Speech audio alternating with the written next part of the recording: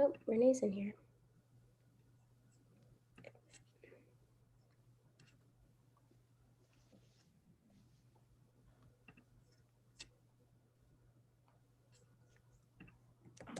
Oh, Renee's in here.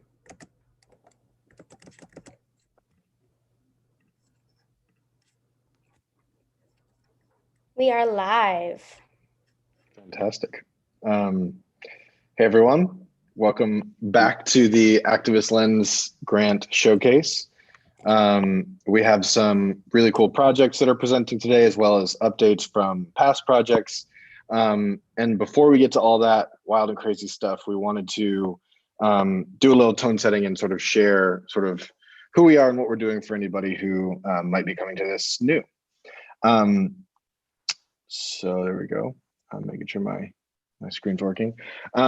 So the goal of the Activist Lens Grant is to award a monthly cash prize documentary projects that capture injustices in real time. This is a genre medium agnostic sort of qualifier. Our hope is that we're drawing from projects that are experimenting with, totally new forms like VR and AR, or things we haven't even thought of or heard of yet, all the way down to legacy formats like pure audio formats, evolutions like that in podcasts, photojournalistic projects. Really, the point is capturing those injustices in real time. This grew from us out of the historic protests that were happening earlier this summer, and feeling like we don't want a lack of resources to be a reason that folks aren't capturing these moments from within their community, whatever those moments might be. And so this round, it's awarded quarterly, and this round that is $425. So the way that sort of works within Kaleidoscope is that it's an open invitation to present at any Kaleidoscope showcase, to like what we're doing right now, but to an international network of investors, co-producers, distributors, and festival curators. And also there's the option to kind of pull me on as a producer if that's something that is desired, and I can help in a sort of more active way than functioning as a co-chair of this grant. So the way that works is that it's we get project submissions that are evaluated on a quarterly basis, that are then evaluated basically by members who are supporting that particular grant. And so that comes as a combination of monthly dues, donations, and it's meant to be something that the community comes together to award together. And Renee is here, and so I don't know if he's going to dive more into Kaleidoscope, so I'll save that. But yeah, so the idea is that there's an upvoting process, so that there's sort of a democratic. They're awarded democratically, and the board of directors is in place to help shepherd the direction of these grants. And if you're interested in reviewing them yourselves, you can do that at this link. It'll also be available in a number of other places, but I'll leave that up for everybody to see for a minute. There's a few things that we also see being important for these projects, outside of just the funding that we're able to offer on this quarterly basis. Obviously, we have big goals for what that award will be, but we're also really keen to bring on sort of a network of partners. And so we've already started to coordinate with some other partners that we're really excited about. But obviously, the first way that folks can get involved is by donating financial resources. And the way that works in a general sense for an individual is that there are pricing structures within Kaleidoscope, where you basically are vectoring your monthly dues toward a given grant. Another way that we would be able to, or that we'd be excited to partner with other folks, is through marketing. So if you have sort of access to people at universities or companies who you think would be interested in the work we're trying to support, the work that's coming through the sort of submissions of the Activist Lens grant, having them help us spread the word, and yourselves obviously spreading the word becomes just a really fantastic, super appreciated aspect for that. And finally is the idea of like in-kind value. So maybe a given person might not be able to, or a given organization might not be able to put financial resources behind the grant at a given moment, but there might be in-kind services or donations that are not only within their ability, but also potentially have the possibility to, rising tide lift all boats. And so all of these things are things that we're actively interested in and seeking. So if you have any leads, if you yourself are one of these leads, please get in touch with us. We're already kind of partnered with the Oregon Shakespeare Festival, the XR Safety Initiative, and CyberXR Coalition. We'll be actually rolling out with XRSI in partnership with CyberXR Coalition, really sort of urgently important at this particular juncture in XR history, a manual for promoting safety and privacy in immersive media. So in order to get in touch, contact Michaela, who's you should also see, depending on how many Brady Bunch boxes you have open. That's Michaela's email here. Mine is my full name, jessedamiani@gmail.com. With that, I want to push over to our previous awardees to get some project updates from them. Yeah, give us 1 second. We're having a little bit of technical difficulty. All right.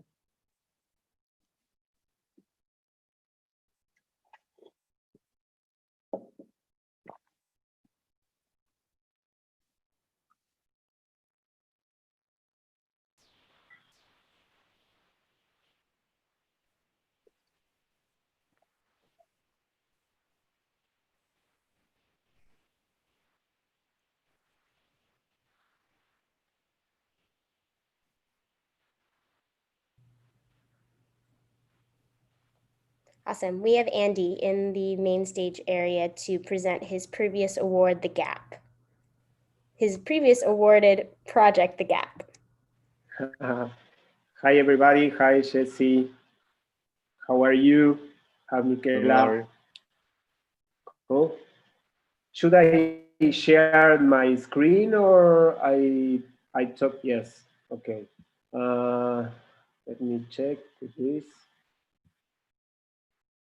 Okay.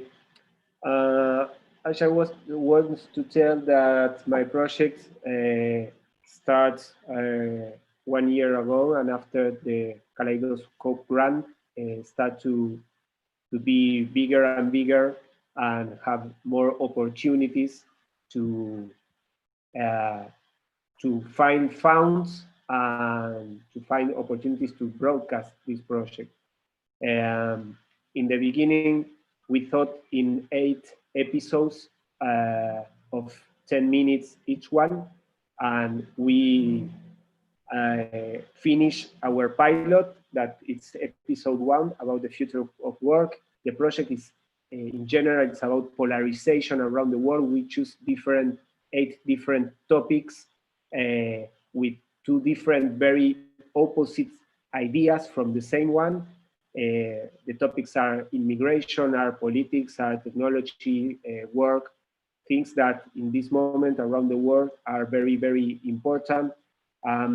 We decided to do 360 video, having 2 parts, cutting the 360 Fera in 180 degrees in each one, and trying to put different and opposite opinions about the same topic. Here we have another example of one of the chapters. It's immigration and the wall that divides United States from Mexico. We want to talk about Venezuela and the labyrinth, political labyrinth that they already have. The Feminist Revolution is another episode. Here in Argentina, it's very popular. This topic is very, very controversial for the legalization of the abortion. That is a very important issue right now in Argentina. The deconstruction of love, it's another episode that we already have. The era of sports trans, here is very controversial too, the gender topic inside the sports. And for example, in Catalonia, the topic about independence, the ones that are against the independence and the other ones that don't want the independence. The limits of technology is another episode that we thought to do. Here's my biography and some track records. I can share the presentation, but the thing is, after we get the grant in the Kaleidoscope grant, we have many chances in different contests and different calls for events. With the help of Michaela and Jesse, I could connect with a lot of people and communities that supports VR journalism, that it's very related with my project, and I could apply for different contests, for example, for IDFA or for another project that Michaela introduced me that it's called ABIM. They have like a special division that supports VR journalism, and I really didn't know that something of this exists before that they introduced me. And it's very, very helpful to have the support of Kaleidoscope and the support of Jesse and Michaela to find roots and to find different ways to understand how this project can be completed. Thank you very much for your help. Thank you, Andre. Sorry if I don't be. No, that was great. I think one thing I want to say for anyone watching is you were the first awardee for the Activist Lens Grant, which was back in the month of June. Sorry about that. And so I just want to say that it's been a pleasure to watch you be able to grow and expand your project. And one thing we're excited to tell you today is we are going to be doing some additional artist benefits retroactively. So there will be more coming your way, more resources, more connections. And we're excited to see how the Gap lives in the future and how it expands in the future and how it is distributed for the public in the future. Is there anywhere that someone could find you or a link you could share with us that they could stay in touch with the project? Yes, you can enter to, I can give you my personal address, that it's Andy, let me check here if I can share here, wait, okay. Okay, I don't have it here, but I could share after. It's Virtual 360, our company, virtual360.com.r, and you can find my address over there and just write me.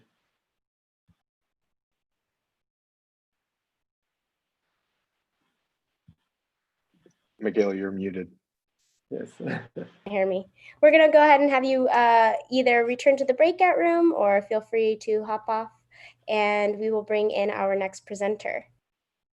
Okay, thank you very much to you and Jesse. I'm really happy with your help, and it's very important to have you in my project. Oh, thanks. Happy. Goodbye. Bye.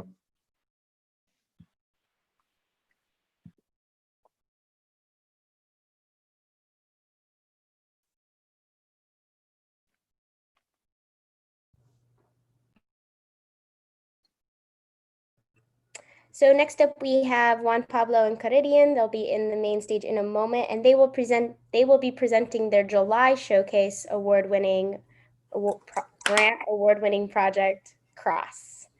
So welcome to the main stage.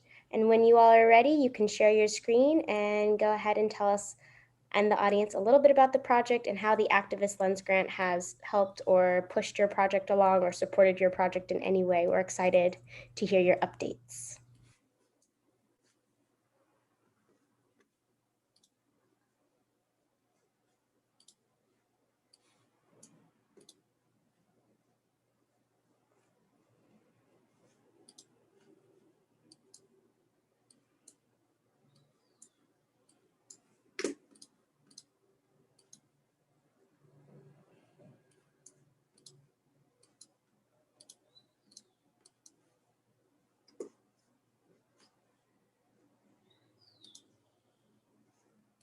Okay, so I can't share my screen. 1 second, I'll give you share screen capabilities. I think, there we go. All right, you're good to go. Okay, let me check, please.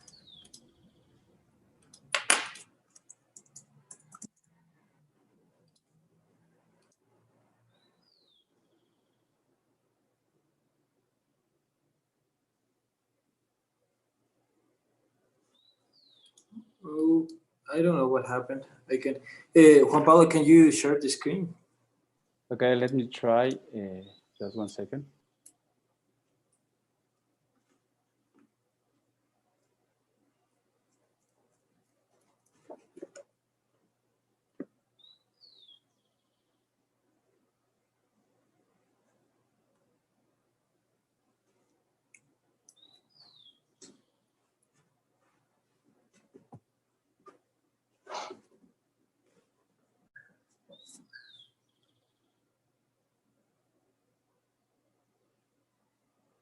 Perfect. So let me introduce first. I am Karida Nyama. I'm the executive producer of Cross. And I'm Juan Pablo Giles. I am the director of Cross. We are very happy to be here and to showcase our project and our progress in this state. Also, all the progress that we had with the Activist Lens Grant. Okay. What is Cross? Cross is a transmedia and immersive project that uses documentary, 360 video, VR, journalists, workshops, and participation to sensitize society about human mobility and Venezuela displacement. Some of our objectives are to generate empathy and also to sensitize, but we are also looking to introduce VR in Ecuador as a tool for social impact. That's what we were trying in these months, and that's what we want to do with the project. On July, we won the July edition of the Activist Lens Grant from Kaleidoscope, and we start to do some things to finish our project, and Kariri are going to tell about it. So how we use these funds? It helped us to finish the final cut of the documentary. It has a length of 13 minutes, and it can help us to finish the ambisonic audio mix post-production. And another important part of the project is not only the technical, also it gave us a boost for distribution and exhibition. Next, please. Where we are now, actually. We just finished the journalistic content. Also, we finished the Spanish version of the website. We are doing workshops for universities, college, media platforms, and NGOs. And we are making another virtual exhibitions. Where we will go? we want to translate all the content, including the website platform. We are looking for another NGOs, campaigns, events, and festivals to exhibit the content. And another part is that we want to implement a donation model. We want to materialize the social impact. The pandemic aggravated the main character situation and the old people, and we want to try an exhibition that benefit directly her.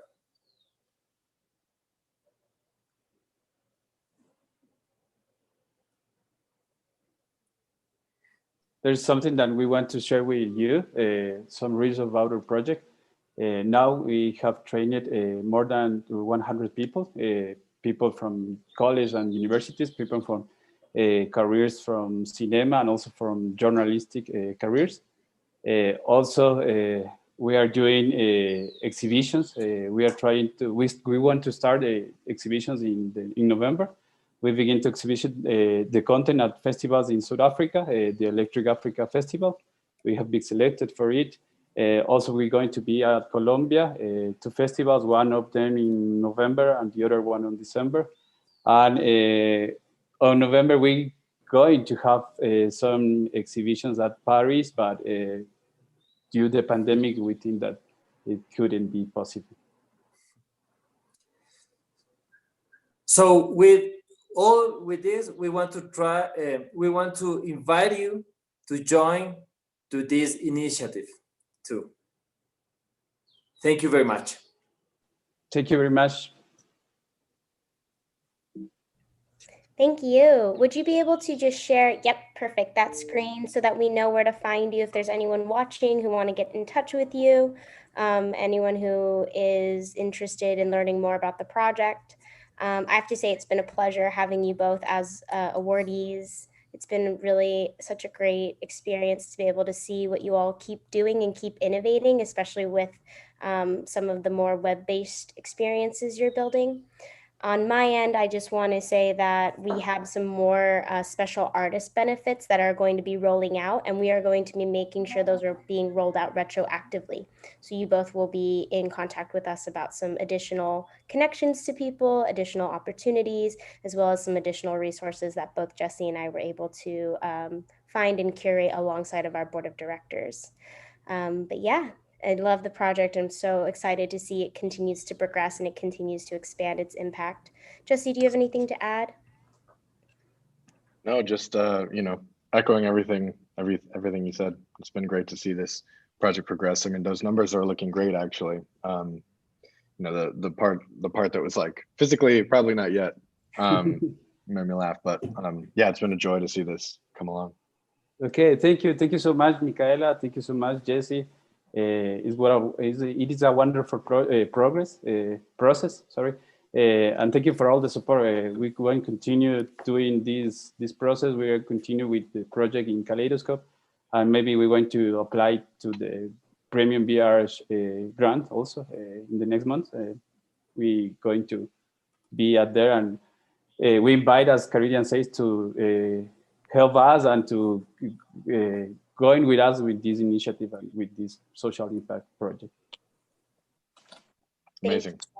Yeah, feel free to do whatever you would like to do. If you want to re-enter the breakout room with the presenters, or if you'd like to hop off the Zoom and continue watching via the YouTube link, and we'll definitely be staying in touch with you all. Thank you so much. Bye-bye. Thank you, Jesse. Thank you, You're Micaela. welcome. Bye. Bye. Thank you both. Bye. Jesse, we have some special people to introduce today. Yes, we do. Let me share. That joined us. All right. So what you just heard, if you're just joining us, is the awardees that have been presented and given the grant of the Activist Lens experience in the past months. What we are about to do now is actually bring out the current submitters and the current projects that are up for the grant for this cycle. But before we do that, we would love to introduce a few of our incredible board of directors who have joined us today.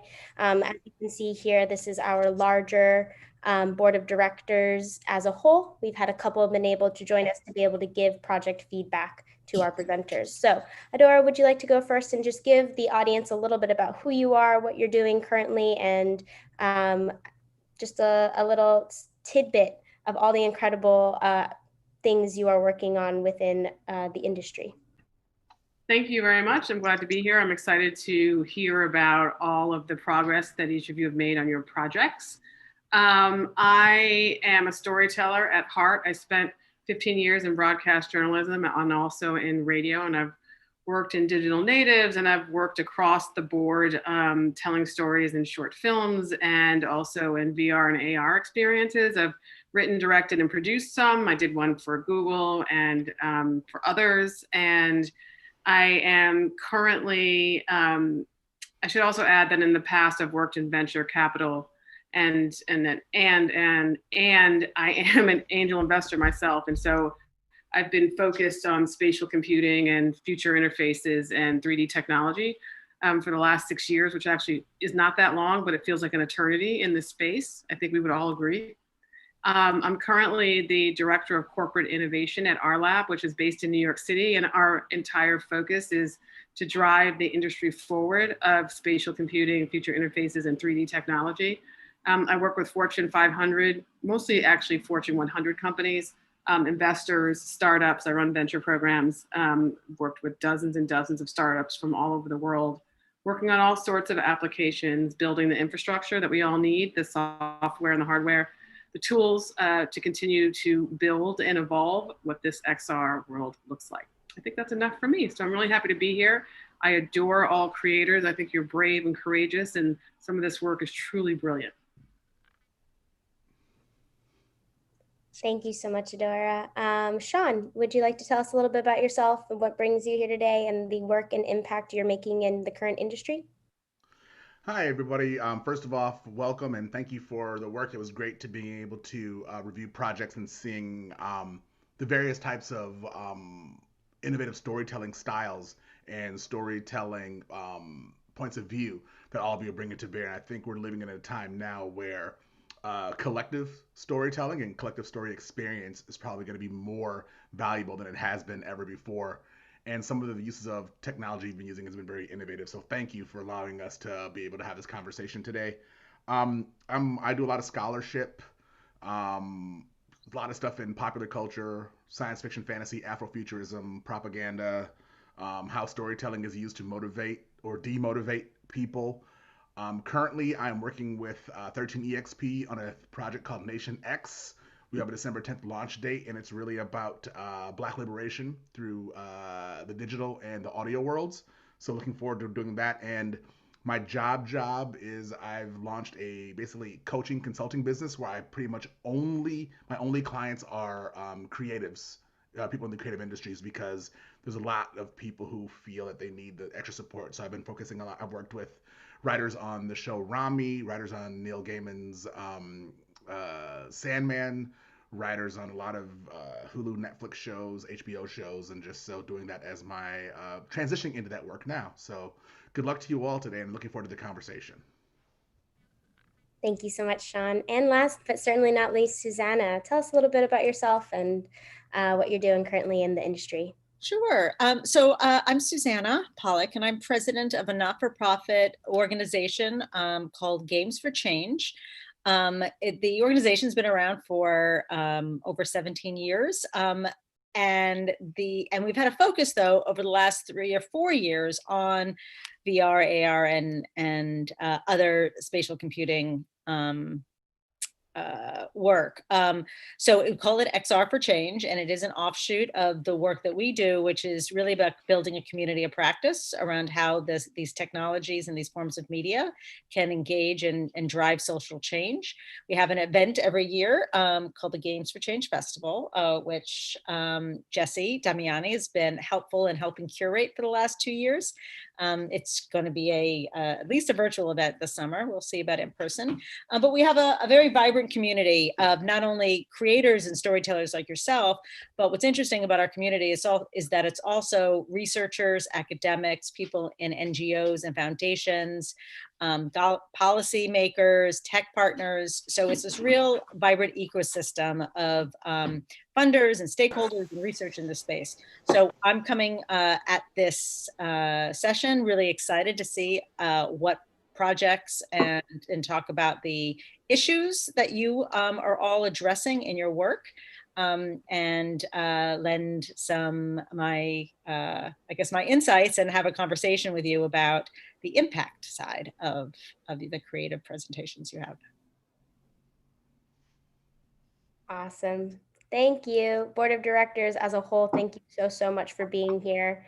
We have 3 incredible projects that we will be presenting. They were selected by our current Board of Directors as a whole, and they were also selected via the upvote capabilities of the Kaleidoscope platform. And our first presenter is Szymek. Yes. Hello, everyone. I'm Szymek Danowski, and I'm from Poland. And my project is called Polyphony.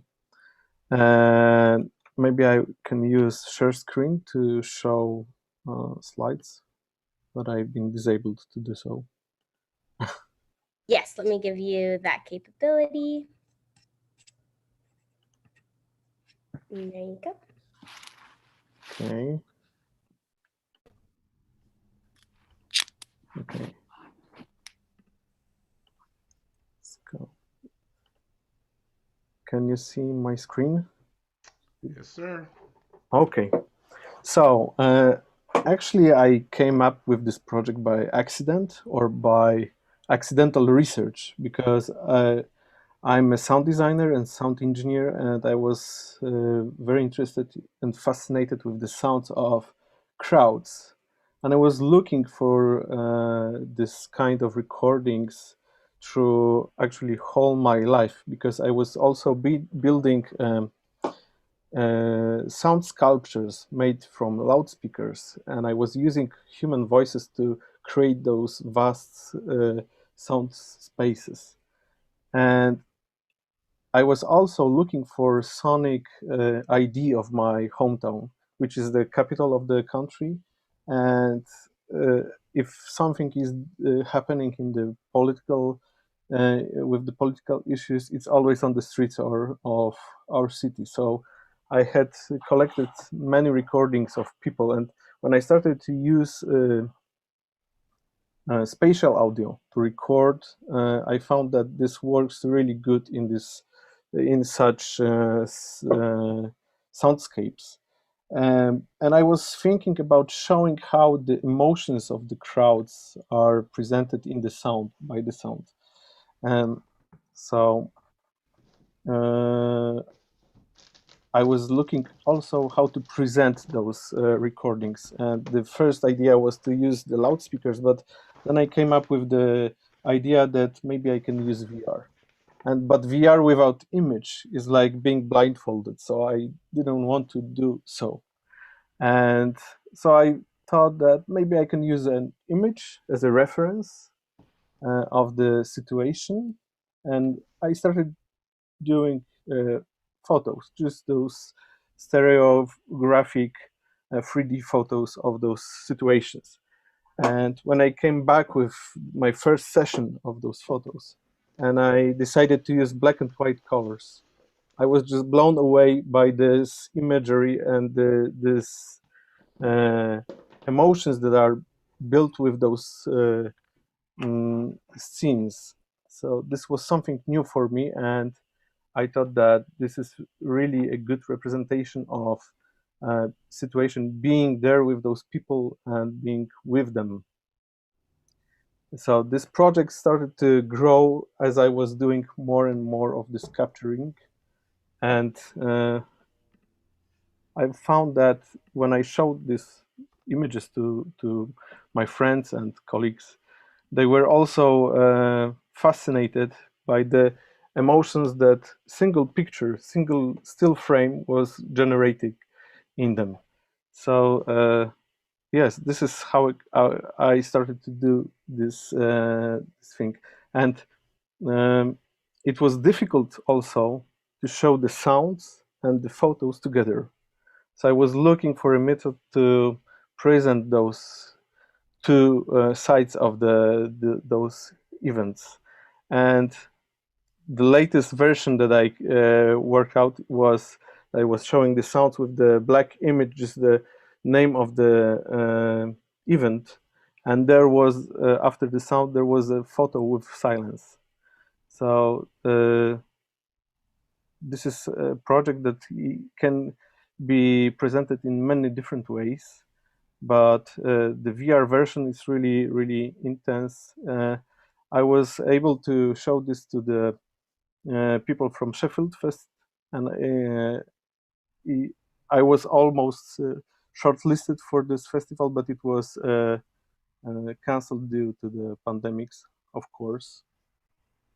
But I didn't stop with the pandemic, so now I'm capturing some more interesting events, even because now in our country there is really, really tense time right now. I don't know if you heard that we have really big problems with our government.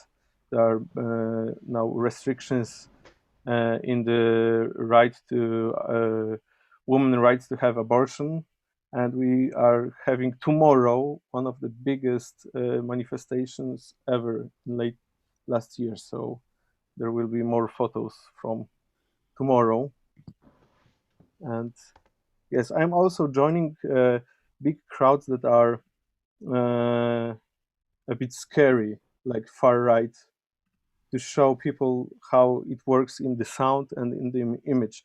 And what I found is that I'm fed up with the broadcasts by TV or media like newspapers, because they always have some additional infos for me that not are from the scenes, but they're from their propaganda. And in this way, I want to show people the real side, the more the actual side of this event. So this is, for example, Black Lives Matters, and it's always the sound is really connected with the feeling of this manifestation. So this was really intense with the drummers and chanting together. Shijak, I'm sorry, but that is time. That's been 5 minutes, and we just want to be able to make sure we have enough time for people to give you feedback as well. So for the directors, 5 minutes on the clock. Feel free to ask questions, give feedback. This is your time. This is everyone's time to sort of chime in. Well, congratulations. The pictures look quite interesting. I'm just curious about a couple of things. One is, I think it would help to hear some of it, hear some of the sound, number one. And then number two, do you see this as individual documentaries, or do you see this as potentially one body of work to span a particular time period, or is it a particular theme that you want to address? How are you thinking of curating and sort of producing the end result? Yes, so the project is thought to be a consecutive through the years. So as many I have materials, I can make different constellations from them. So I can show, for example, one event that is happening each year. How does it change? How the people change? How the situation changes? But I have to make many of those registrations through the years to make it grow, and then it will have more power and more things to show. Now it's just a couple of registrations. Actually, I got 10 or 12, but those events don't happen every day also, so I have to wait. I have to be prepared. So this is a journalistic work, and when I have the material, then I can think about the presentation. For example, I can show how how was one year, how the pandemic year was in correlation with other years, etc. So this is the concept. Now I'm in the years of the capturing, actually. So if I understand what you're saying is that as a journalistic project, that you are, in a sense, looking for funds to help you to keep production open, yeah. Right? So you can capture more content. Do you see a period of time of when and how you might want to present this? Is there a narrative that that'll go through it? Now I have the yearly showcase planned. So I want to show each year, and I think that after a couple of years, I will be able to show thematically. But for now, it's planned for yearly presentation. Last year, I had actually in the beginning of this year, I was presenting. Well, it was a pre-showcase, something like that, before showing for festivals. The capturing from the 2019. So now it's in the yearly schedule. Hi. Well, I mean, I'm a big audio person, so I really appreciate you letting audio kind of be the lead, because I think sometimes we privilege the eye over the ear, and so I think that's great. I was wondering, are there any plans for you to produce or have someone produce some type of lesson plan that goes along with it? Because I think that having a yearly unveiling of this is interesting, but it's also acontextual in certain ways. So I'm really curious of how do you plan on making sure that when we see it every year that we're knowing kind of like what we need to be paying attention to, and how are you, signaling to audience members that this is a temporal project, as opposed to here's some more tragedy, which could be kind of a lot for a lot of people. Well, I have thought about putting some narrative into it, but I think the most important narrative will be the selection of the shown events, I guess. And as I said before, I need to have them really a big collection of them to build a narration on those images, I guess. So now I could use, for example, someone that is talking about it, giving some narration, or put a text into it. But I think that I want to leave out as much text and narration, except the sounds and the images that come from these events, so it can be really so it doesn't interfere with the truth as I see it. And that is about time for feedback. Do we have any last quick questions?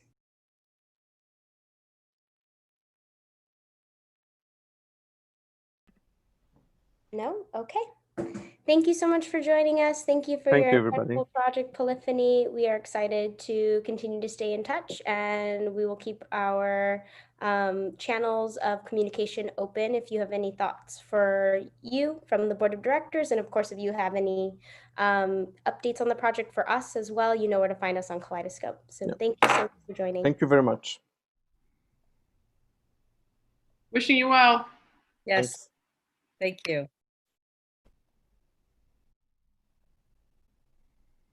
All right, and next we have Alfredo Salazar Caro, who will be presenting Dreams of the Jaguar's Daughter. I'm just going to jump into his room and make sure he can join us.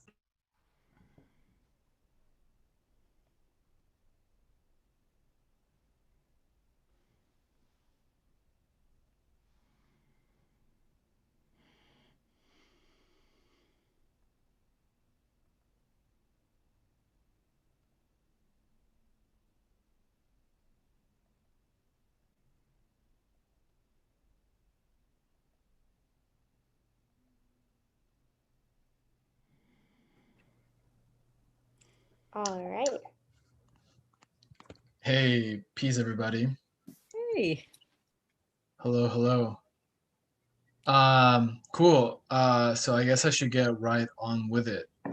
My name is Alfredo Salazar Caro. I'm the creator and director of Dreams of the Jaguar's Daughter, a surreal 3-part documentary in VR dealing with immigration. So I'm just gonna play y'all the trailer real fast.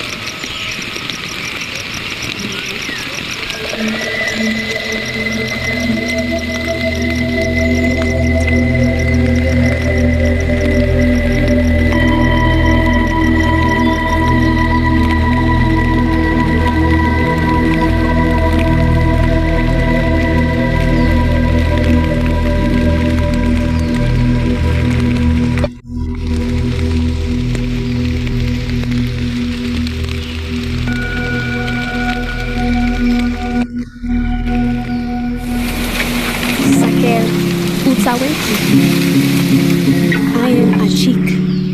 I am the dreams and memories of all those before us who have crossed horizons. Some so far away we can't even see. Some that perhaps you've never seen. I am all the memories between the heart of the sky and the earth. From here, in Chile, Guatemala, to the land of the eagle. Jaguar's daughter.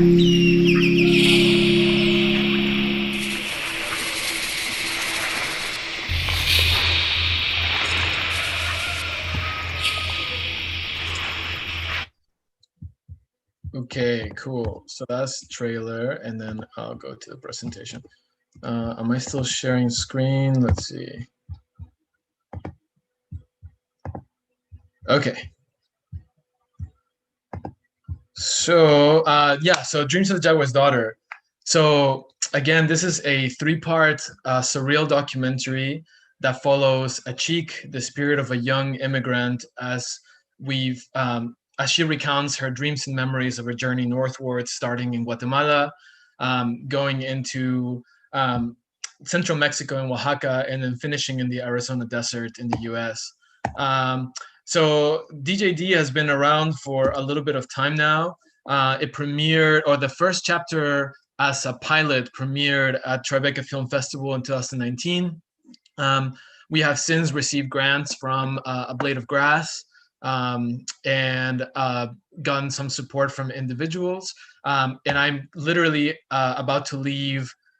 Here's some images from before, but I'll tell you basically what's going on now. I'm about to leave for the border this week. Actually, on Monday, I'm heading over to McAllen, Texas, to continue doing research and interviews for Chapter 3 specifically.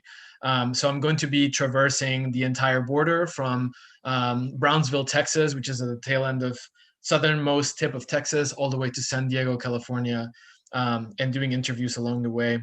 So this is some of the footage, or just a still image of some of what we captured while we were crossing the border from Guatemala to Mexico in 2018, as we were following the migrant caravan.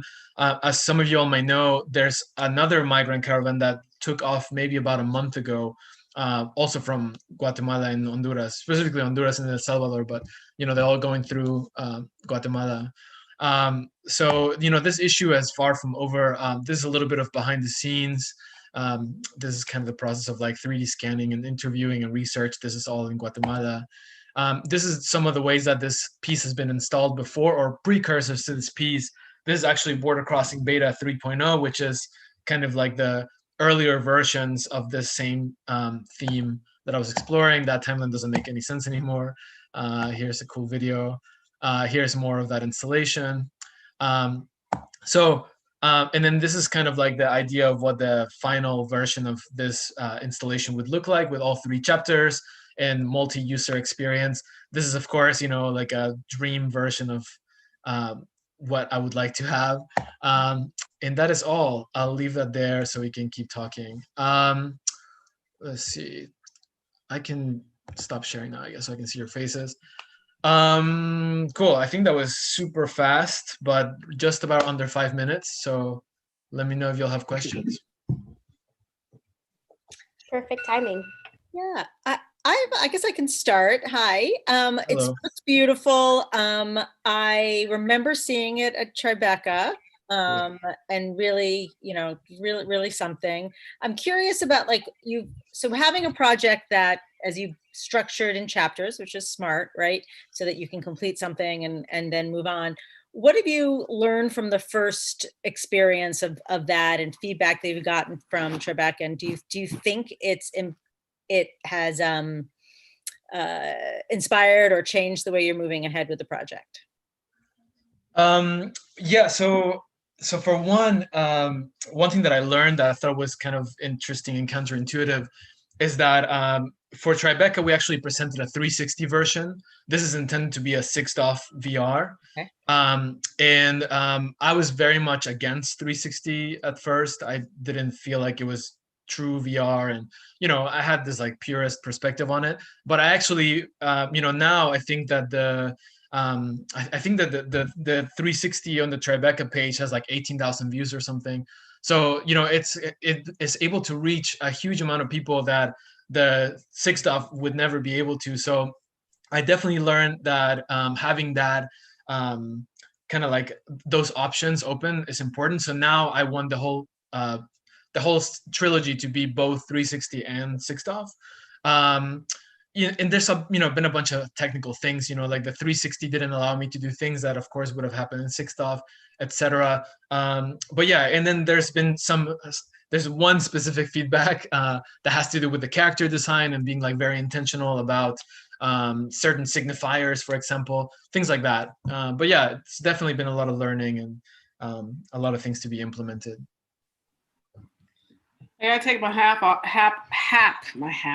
hat off to you, man. You've been at this, and your determination is so inspiring. Thanks. Where are you on this? Where are you on the second one? Like, so you finished the first. Yeah. Have you finished the second one? I'm a big fan of the mixed media myself, but obviously you can only do that in 6DoF, or who knows? Let's see what Quest 2 looks like, right? In terms of how easy it is to create for it and to upload it to their platform. Okay, but where are you on the second part? So second chapter, a lot of that research and gathering of materials and 3D scans and all that stuff, that happened during my first trip.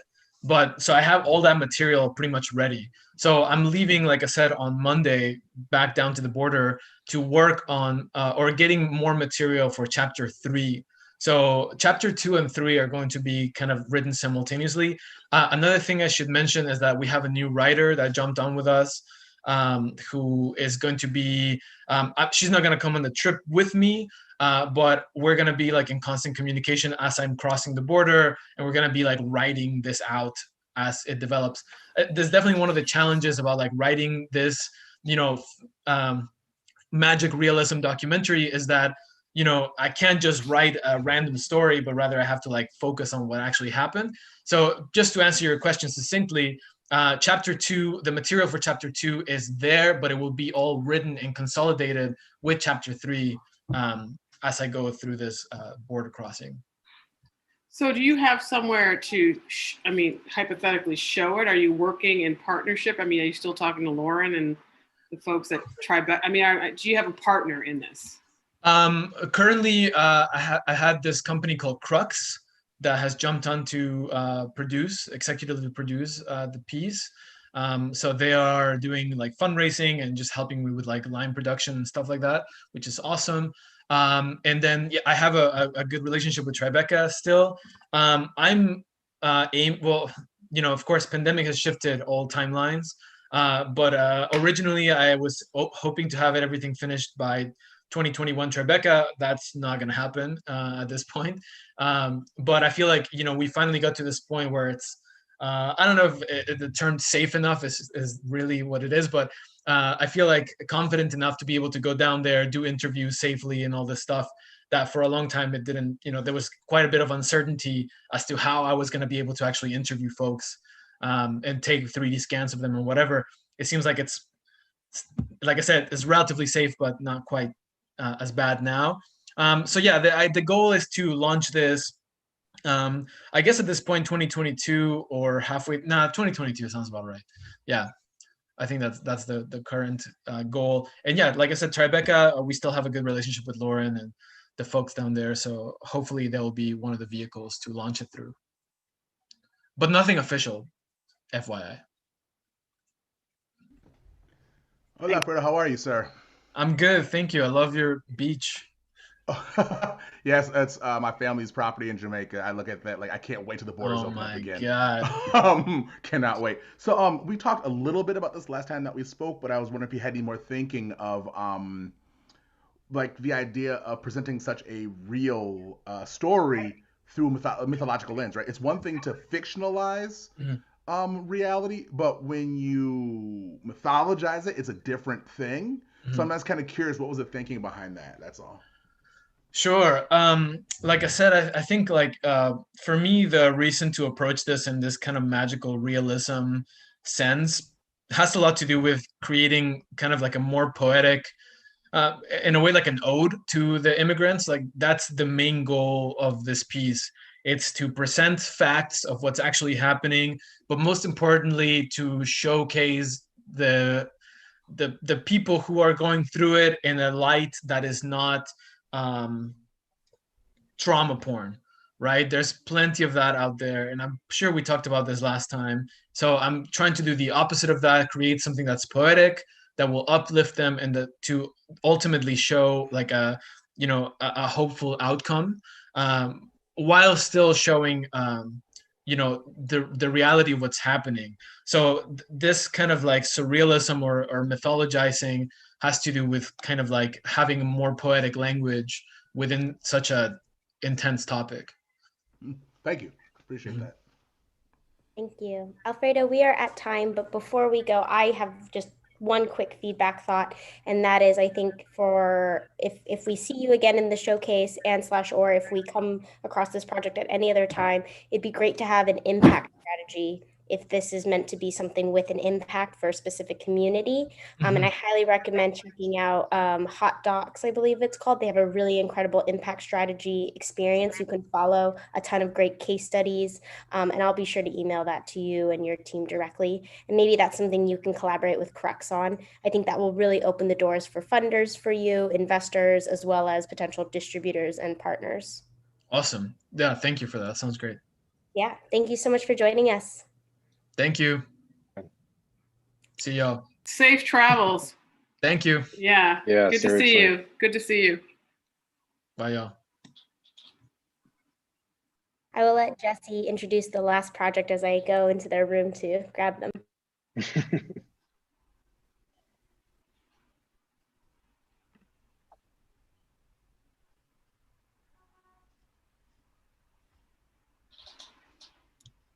Can't wait till we have AIs that manage all of this room swapping for us.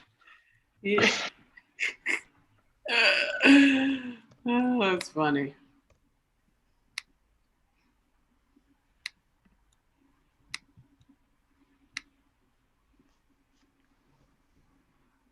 All right, so it looks like we have some people in the room and back in the room. So last but certainly not least, we have the Love and Remembrance Museum. It looks like we have Anna and I'm not sure if that empty box is Amelia. Yeah. But I'll throw it to you and we can figure out who that last person is. Yes. Yeah. There we go. There we are. Hello. Hello.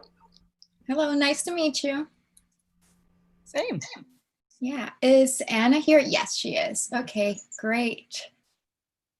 Wonderful. So we are the Love and Remembrance VR Museum. I remember Sean from Orlando, I believe, yes. So I don't know if we should start right now sharing our screen or if there's anything that you would like us indicate to us. You can definitely start sharing your screen. My one thought, just since you have presented is if you can throw in any updates since the last presentation or any thoughts that you've had around the project since then. It would be great to give the BOD the most up-to-date kind of experiences that you all are having with this project. Okay, wonderful. Give me just 1 second to share my screen. There we go. And give me just a second. Can everybody see our screen right now, my screen? Okay, perfect. So we are the Love and Remembrance VR Museum. So this is an experience from Nicaragua. Back in 2018, there was a civic insurrection by the Nicaraguan people in which the Nicaraguan government and paramilitary forces murdered over 300 people. So this is a grassroots project created by the victims' families. They created this association called the Association Mothers of April. And the reason that they've created this entire participatory approach in which there's an installation, a series of workshops, and in this case, the VR museum, is because they want to keep the memory of their loved ones alive and also mobilize and talk about what happened in Nicaragua and at some point bring justice to their loved ones and talk about the crimes committed by the paramilitary forces and also the Nicaraguan government. So AMA is the center of our entire project. There is this exhibition that was going on in Nicaragua. It was there for about 3-4 months. And then we started getting the opportunities to travel for it to become itinerant and to travel across Latin America, which became an issue because a lot of the items that were part of the exhibition belonged to the family members. So we came across the idea of creating photogrammetry models of all of these objects and basically create a digital version of them to preserve the memory of these victims and also the objects, and allow the family members to actually explain to the audience what these objects mean to them, but also to the victims, right? So you're gonna see that one of the main items in our museum, in the VR museum, are the barricades. These were like a very important thing throughout the insurrection, because that's the way the families and the people of the different communities throughout the country were creating these areas of safety to protect themselves from the paramilitary forces and also the government. So here is one of our altars. This is a photogrammetry version of the altar, the real altar that was during the exhibition that we created in Nicaragua. And these are some of the items. One of the things that the reason why we chose this is, number one, the family members chose the objects, so they're choosing how they want to remember the victims. And it's just this idea that the victims were not just the victims, right? They were not just these people that were activists or that they were in the streets protecting their families or their communities, but they were also musicians, they were students. They had a life outside the tragedy that happened to them. So for us and for the family members, bringing the barricades to a digital environment and also bring them to be able to share them with Nicaraguans in the diaspora and also other audiences is very important. So the participatory approach is very important to us, as it is a representation. At the end of the day, this project, even though we are 4 people mostly creating the entire thing, we're independent, we're not working with any production company, it's coming from us. This project belongs to the family members, right? To AMA, not necessarily to us. So basically everything that we do, it's workshopped with them. So this is our trailer. I'm not gonna play it because I think that you already have like an idea of what the project is. So the setup for the VR experience is very easy. You can have, you put on the VR headset, you can choose in English or Spanish. For the English version, we're choosing not to do VO, instead having some sort of like creative way to having the, for people to be able to read and actually hear the real audios of the family members talking about it, because it brings a lot of emotion. Then we have the, you get to see the altars, the users, the audience get to see the altars in a nonlinear way, and then they get to exit. The progress, this needs to be updated. As you know, like COVID really changed our timeline quite a bit. So we are actually we're pretty good regarding the Oculus, because that's what we were working with, Oculus Go and Oculus Quest. But we actually decided, and that's one of our main updates, we decided to pivot a little bit and include more of a web AR situation, because for two reasons. Number one, we want to make this accessible, and the idea of this being an itinerant exhibition, traveling, and a space for museums and shows for people to have VR headsets, it's a little bit complicated at the moment. And also our own community won't have complete access to like all of this information like the Nicaraguan community. So we decided to incorporate something that was mobile AR. And we have some ideas about it. And that's why in our distribution, we talk about festivals on web AR for a broader audience and also accessibility. Anna can talk a little bit more about what we're doing and our plans. Maybe you can talk about that. I don't know if we have enough time, but very quickly, one of the things that we realized with the project is the project, more than the VR or the web AR platform, is actually the community that we created. We have a sandbox, and it's like, how can we take this and how can we get more reach? And in that sense, with that in mind, as we thought, okay, web AR starts to seem like a thing that right now seems more accessible to the families themselves, and more accessible also in terms of like, probably to be able to have shared VR headsets on an exhibit. It's gonna take a while now, but you can always go on your phone and actually have access to these assets and this memory. Yeah, so we incorporated something else. Okay, perfect. Sorry, thank you so much. If you want to kind of splash any sort of screen that people can stay in touch with you or get in touch with the project, you can. And I'm going to open the floor up to our board of directors for feedback. Okay. I guess I'll start. I can say, first of all, I'm incredibly moved by the whole approach to this, that the organic kind of quality and how this was really built up from a grassroots.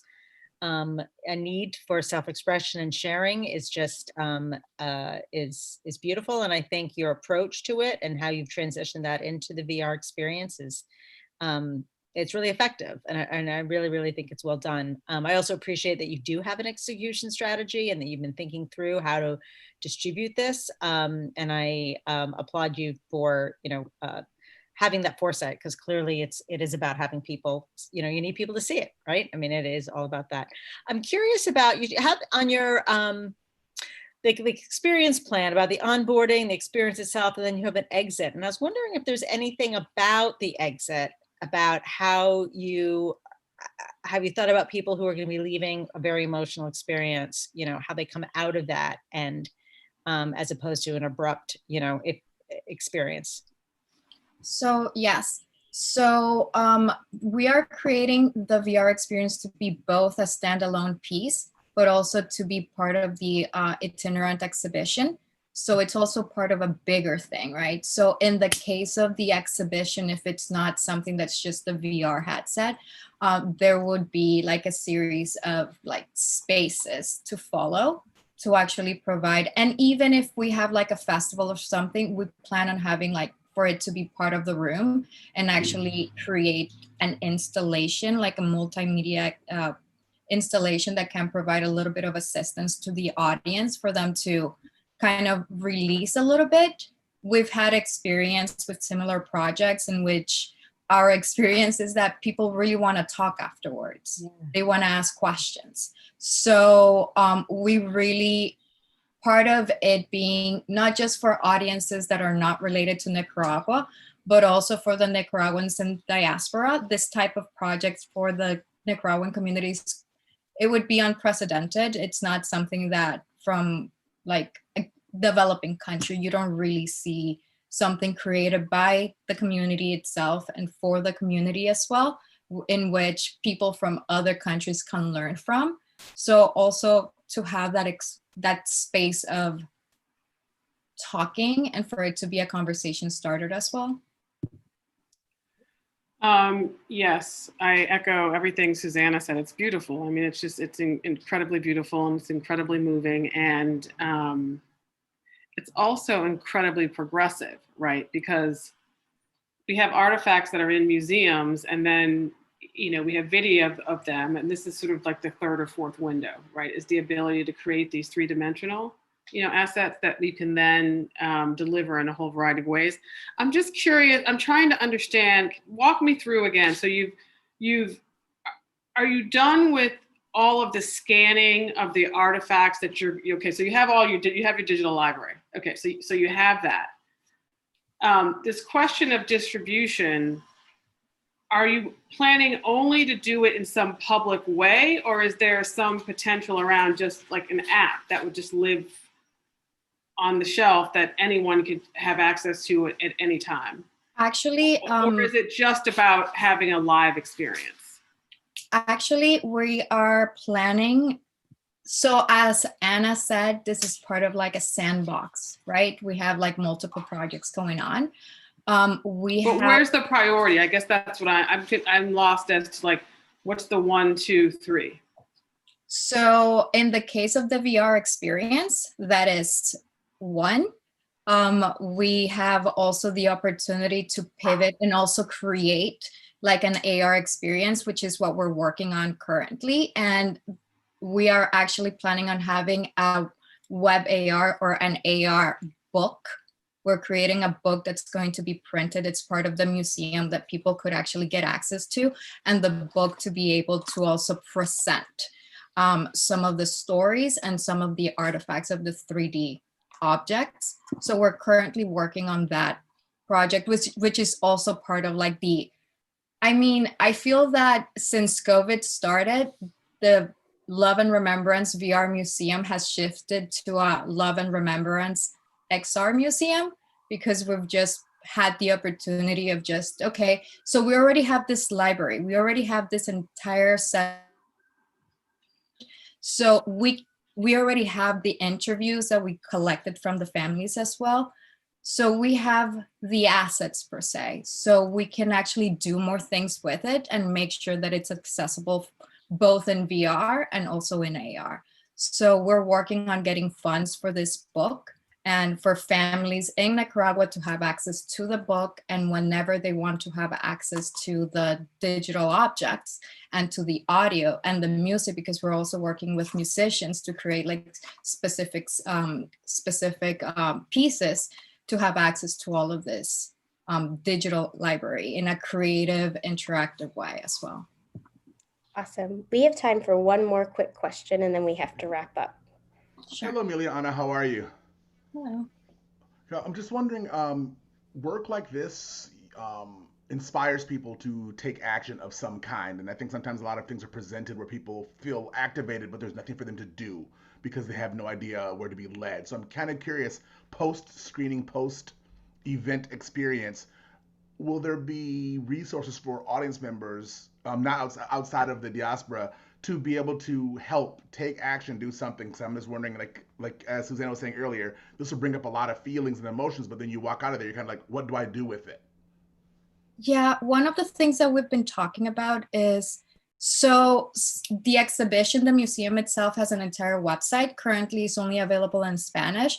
So we're actually planning on having kind of like this space where people will be able to leave messages to the family members, kind of for it to start kind of like a communication between the families of the victims and also the different type of audiences. So we're still working around how this could be made, because as Anna said, and as I've been saying, it's it's a huge sandbox. So it's kind of like the community. So we're thinking how we can help the community and start a conversation for them to also be participants throughout the VR and also the AR, and where they can start a conversation with audiences. We're still working on it, but yes, it's one of the ideas that we have. Awesome. Well, I think echoing what the rest of the board of directors already said, it's an incredible project. I think here at the Activist Lens Grant, we're definitely invested in seeing it grow. We're definitely invested in seeing it expand, and we're super excited to hear about the updates. I think for me, I would just recommend having one slide that has the most up-to-date information, and one slide with the most up-to-date ways you would be able to use the funding, whether that's AR activated book, whether that's Spanish translation to English on the website. And I think for us, we are super excited to continue to follow. So thank you so much for staying in touch with us and for presenting again with us. And we hope to see you all in the near future. Well, thank you. Thank you so much. Yeah, the best to both of you. Congratulations. Same here. Congratulations. Bye. Thank you. All right, well, that concludes the end of our Activist Lens Grant Showcase. We started with a really amazing presentation about the grant. So if you just joined us, you can scroll back to that. We also started with some of our past awardees presenting their projects and how the grant has impacted them. We introduced our incredible board of directors who could join us today, Sean, Susanna, Adora, and then we had 3 amazing projects present: Polyphony, Dreams of the Jaguar's Daughter, and Love and Remembrance Museum VR. If you'd like to learn more about the Activist Lens Grant, you can check us out on kaleidoscope.fund. Thank you so much for joining us today, and I will stop this live stream